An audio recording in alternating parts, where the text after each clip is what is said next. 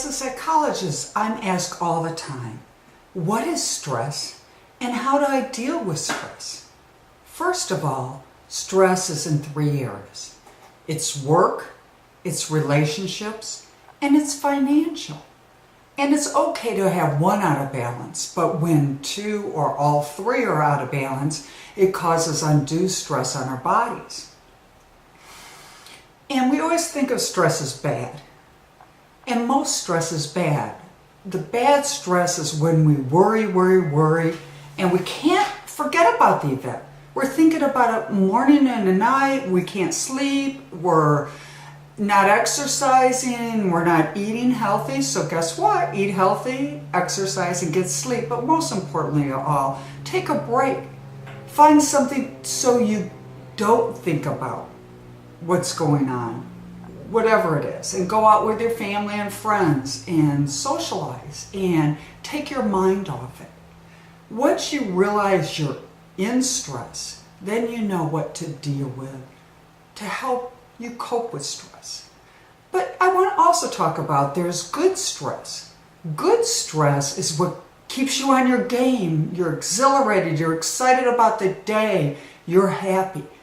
And quite honestly, no stress in your life does lead to depression, because we have to have something that sets us on fire and we're excited about. Bad stress is a problem when it's extended for a long period of time. At that point, our bodies react in the chemicals inside, and they kick in to prevent us from being stressed in the short term. But in the long term, there's a breakdown of 2 chemicals.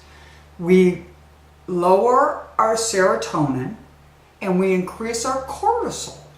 And in the short term, that's fine. But in the long term, it leads to disease, breaking down our immune system, susceptible to diabetes and weight gain and depression.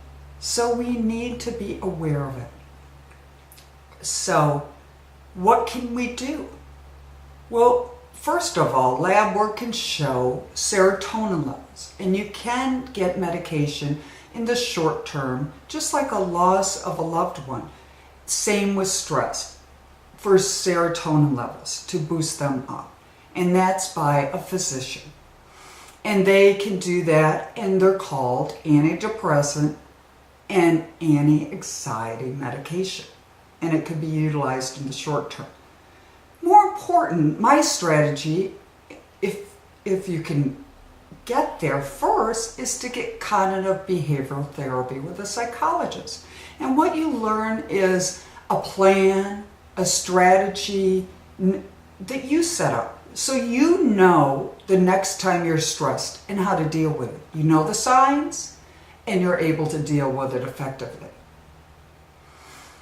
That said, there are times with chronic stress that you don't realize it. And once you're in that situation, you need your family and your friends to know you have a change in behavior and encourage you to seek help.